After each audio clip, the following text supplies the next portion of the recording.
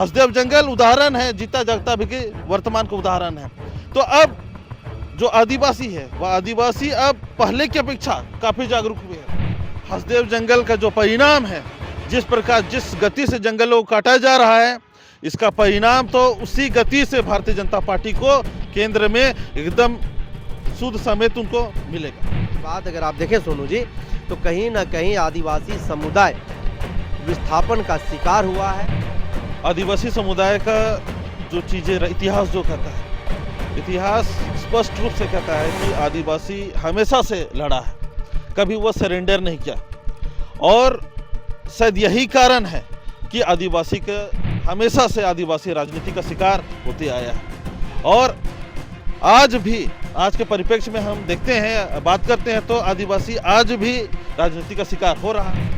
देखिए, यही सबसे बड़ा आज विडंबना है, बहुत दुख की बात है कि आदिवासी को छोड़ दिया जाए तो शायद हमको लगता है ये सृष्टि का सर्वनाश होना चाहिए। ऐसे में आदिवासी समुदाय का क्या रणनीति होगा, आदिवासी समुदाय का क्या स्टेप होगा? का फेफड़ा फट रहा है, यह सुन करके आप आश्चर्यचकित जरूर हो गए होंगे। लेकिन आज जिस खबर के बारे में आपको मैं बताने वाला हूं, आज जिस मुद्दे पर मैं बातचीत करने वाला हूं, यह आपको चौंका देगा और कहीं ना कहीं आपके आंखों में आंसू ला देगा, आपके अंदर एक आग पैदा कर देगा और आप भी आग बबूला हो जाएंगे। अरण्या जंगल है जो 1500 वर्ग किलोमीटर में फैला हुआ है। यह 3 जिलों को जो है टच करती है। हर अरण्या जंगल पिछले कई वर्षों से जो है कट रही है। लगभग 1000 से ज़्यादा पेड़ों को जो है सो काट दिया गया है और लाखों की संख्या में जो है वहाँ पर पेड़ कटने हैं। इससे कई हजार घर बेघर हो जाएंगे, कई हजार आदिवासी परिवार विस्थापित हो जाएंगे।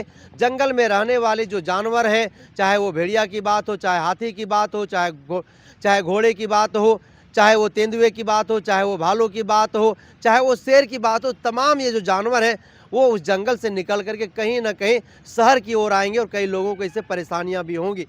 और इससे केंद्र में जो शासित प्रदेश है और वर्तमान में जो छत्तीसगढ़ में सरकार है भारतीय जनता पार्टी की, इन लोगों के आंखों में तनिक भी ना तो शर्म है, ना ही आदिवासी परिवार जो विस्थापित हो रही है, जो तड़प रही है, जो रो रही है, उनकी आवाज़ उन तक पहुंच रही, ना ही उनके कानों में जू रेंग रही है। हसदेव अरण्या जंगल पर बातचीत करने के लिए हमारे साथ झारखंड की राजधानी रांची से सामाजिक राजनीतिक अगुवा सोनू खलखो हैं।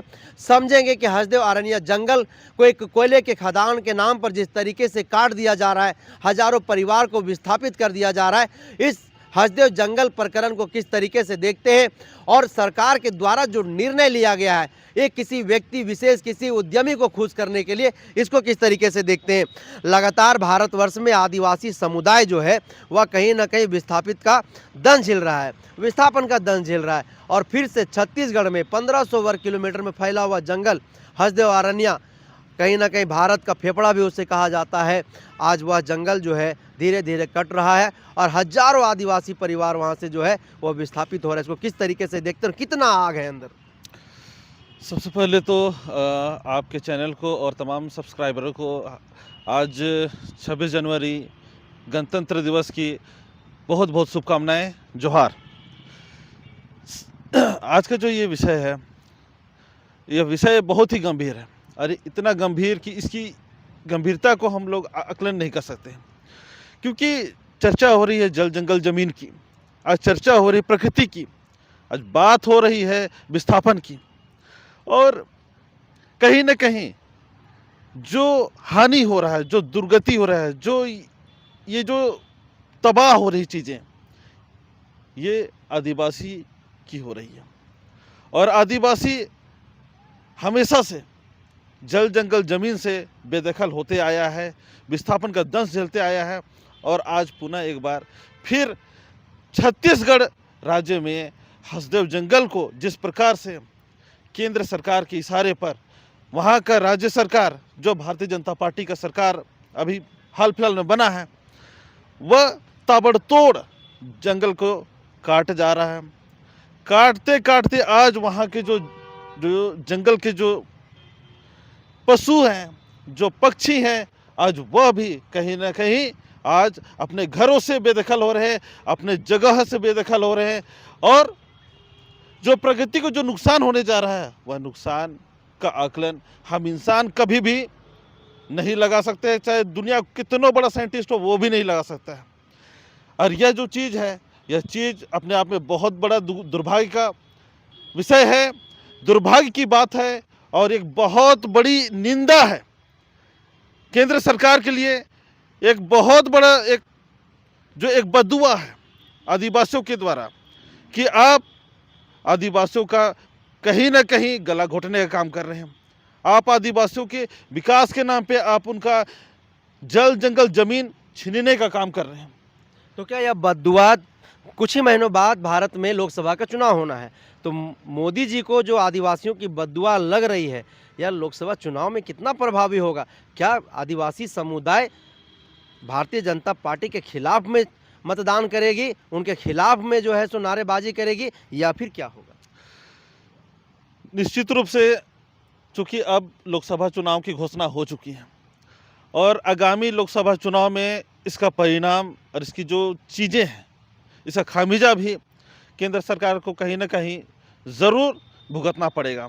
क्योंकि हम बात करते हैं छत्तीसगढ़ की, अभी हाल फिलहाल में छत्तीसगढ़ में भारतीय जनता पार्टी की सरकार बनी। इससे पूर्व कांग्रेस की सरकार थी। कांग्रेस की सरकार में भी आदिवासी वहाँ उत्पीड़न का शिकार हो रहे थे। कहीं ना कहीं कुछ आस थी कि यहाँ पे सरकार बदलेगी तो हमारा जल जंगल ज़मीन जो है वो बचेगा, सुरक्षित होगा। लेकिन फिर एक बार यह चीज़ प्रमाणित हो चुका है कि ना कांग्रेस ना बीजेपी या तमाम जितने भी राजनीतिक दल है, जो है राष्ट्रीय राजनीतिक दल, सिर्फ और सिर्फ आदिवासियों का सत्यानाश ही करते आया है। कभी भी आदिवासियों का हितैषी नहीं रहा। अगर सही मायने में अगर हितैषी होता तो इससे पूर्व में कांग्रेस की सरकार थी, वहाँ आंदोलन तो उसी समय से चालू हो गया था। यह आंदोलन होता ही नहीं, वहाँ जंगल तो उससे पहले ही कट रही थी। बस अंतर सिर्फ इतना है कि जब सरकारें वहाँ बदली गई, भारतीय जनता पार्टी को जब कमान सौंपी गई छत्तीसगढ़ में जल जंगल जमीन को बचाने को लेकर के, लेकिन यहाँ पर भी जो आदिवासियों को सिर्फ और सिर्फ धोखा मिला, सिर्फ और सिर्फ उनके साथ छल प्रपंच और षड्यंत्र का शिकार होना पड़ा। तो कांग्रेस ने जो गलतियां की, तो वही गलती तो भाजपा कर रही है छत्तीसगढ़ में। और भाजपा कहती है कि देश के अंदर आदिवासियों की सबसे बड़ी कोई हितैषी पार्टी है, आदिवासियों के बारे में कोई सोचने वाली पार्टी है तो भारतीय जनता पार्टी है। लेकिन छत्तीसगढ़ में जो सामने दिखाई दे रहा है वह तो बिल्कुल अलग है। इसका परिणाम भारतीय जनता पार्टी को लोकसभा में मिलना ही मिलना है, इसमें कोई दो राय नहीं है। क्योंकि जिस विश्वास के साथ आदिवासियों ने उनको राज्य में उनको सत्ता सौंपी, लेकिन सत्ता सौंपने के बस चंद समय के बाद में ही जो चीज़ें जो उन्होंने राज्य को दिया, उस चीज़ से मतलब कि अब शब्दों में बयां करना बहुत मुश्किल है। वो दर्द को कभी भी आदिवासी व्यक्त नहीं कर सकता है, क्योंकि ये दर्द बहुत ही गहरा है। और इसका जो परिणाम है, इसका परिणाम सिर्फ और सिर्फ लोकसभा में 100% भारतीय जनता पार्टी को हसदेव जंगल भारतीय जनता पार्टी को 2024 में ले डूबेगी, आप ये कह रहे हैं? ले डूबेगा। हसदेव जंगल का जो परिणाम है, जिस प्रकार जिस गति से जंगलों को काटा जा रहा है, इसका परिणाम तो उसी गति से भारतीय जनता पार्टी को केंद्र में एकदम शुद्ध समेत उनको मिलेगा। आखिरकार जल हो या फिर जंगल हो या फिर ज़मीन हो, ये जब भी जल जंगल ज़मीन की बात आती है तो आदिवासियत की बात आती है। और एक बात बड़े ज़ोर शोर से हर कोई करता है, चाहे सामाजिक कार्यकर्ता हो, चाहे राजनीतिक पार्टी के व्यक्ति हो, वो कहते हैं कि जल जंगल के मतलब होता है आदिवासी। लेकिन भारत की आज़ादी के बाद की बात अगर आप देखें सोनू जी, तो कहीं ना कहीं आदिवासी समुदाय विस्थापन का शिकार हुआ है, विस्थापन का दंश झेल रहा है। और आज कई परिवार घर से बेघर हो गए, अब जंगल में रहने को मजबूर हैं, लेकिन अब जंगल भी उनके लिए सुरक्षित नहीं है।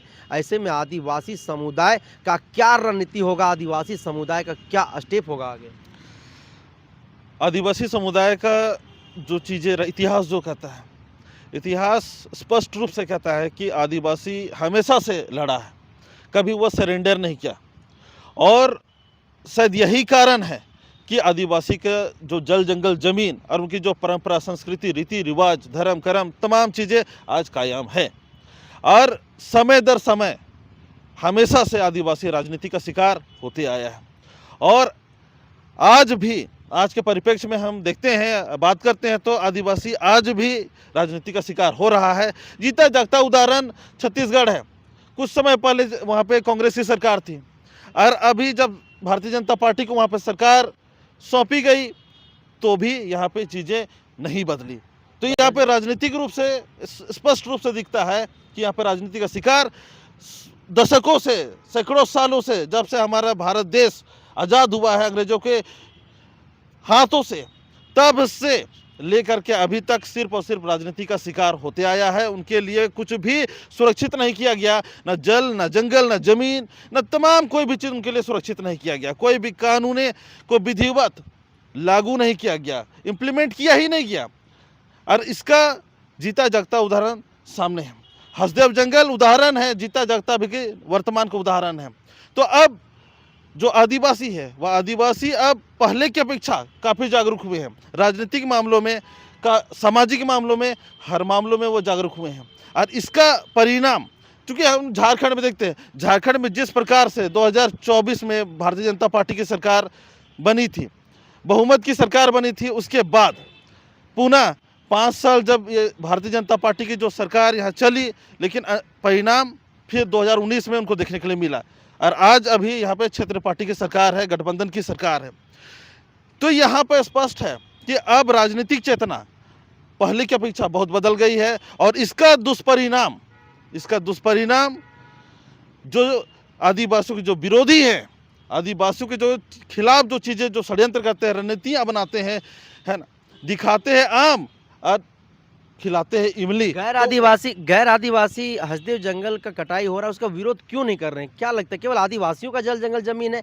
क्या आदिवासी वो जल जंगल जमीन से जो ऑक्सीजन निकलता है या फिर जो भी वहाँ पर खनिज संपदा है, जो फल है, फ्रूट है, या फिर जो औषधियाँ वहाँ से निकलते हैं, क्या वो केवल आदिवासी उसका प्रयोग करता है, फिर गैर आदिवासी ही प्रयोग करता है? अगर गैर आदिवासी प्रयोग करता है तो गैर आदिवासी इसका विरोध क्यों नहीं कर रहा है? सड़क पर वो दिखाई क्यों नहीं दे रहा है? देखिए, यही सबसे बड़ा आज विडंबना है। बहुत दुख की बात है कि आदिवासी को छोड़ दिया जाए तो शायद हमको लगता है ये सृष्टि का सर्वनाश होना तय है। कहा भी जाता है ये स्पष्ट रूप से कि प्रकृति है तो आदिवासी है और आदिवासी है तो प्रकृति है। प्रकृति बिना आदिवासी के सुरक्षित नहीं है और आदिवासी बिना प्रकृति के कभी जीवित नहीं रह सकता है। ये जो चीज़ है, इस चीज़ को सिर्फ और सिर्फ भावनात्मक रूप से आदिवासी ही समझता है और आदिवासी ही जुड़ा है प्रकृति से। क्योंकि आदिवासी प्रकृति का पुजारी है, प्रकृति का भक्त है आदिवासी। और इस चीज़ को शायद जितना जल्दी दुनिया समझेगी तो ये सृष्टि बचेगा, अन्यथा सृष्टि का विनाश होना तय है या दुनिया का अंत होना तय है। हसदेव जंगल की कटाई हो रही है। 1500 वर्ग किलोमीटर में यह जंगल फैला हुआ है और छत्तीसगढ़ में जो आदिवासी समुदाय है वह रो रही है, उनकी आत्मा रो रही है, उनका आत्मा तड़प रही है। और भारत का जो फेफड़ा कहा जाता है वह फेफड़ा फट रहा है। और इसकी या कहीं ना कहीं 2024 के लोकसभा के चुनाव में, चाहे कांग्रेस हो, चाहे भारतीय जनता पार्टी हो, यह राजनीतिक पार्टियों को कहीं ना कहीं लगेगी, केवल इसलिए क्योंकि नीचे कोयले की भंडार है और वह कोयले खनन के लिए जो है 1500 वर्ग किलोमीटर तक एक जंगल की कटाई करनी है। तो कहीं ना कहीं इससे आने वाले समय में पूरा भारत में एक उलगुलान भी जो है सो कहीं ना कहीं दिखाई देगा। दूसरी तरफ इसका खमियाजा पूरा भारतवासियों को भुगतना पड़ेगा, खास करके ऑक्सीजन के तौर पर। तो लगातार हसदेव जंगल से संबंधित जो अपडेट होगा वो आप तक मैं पहुंचाता रहूँगा। तब तक आप बने रहिए द जनसभा के साथ। जो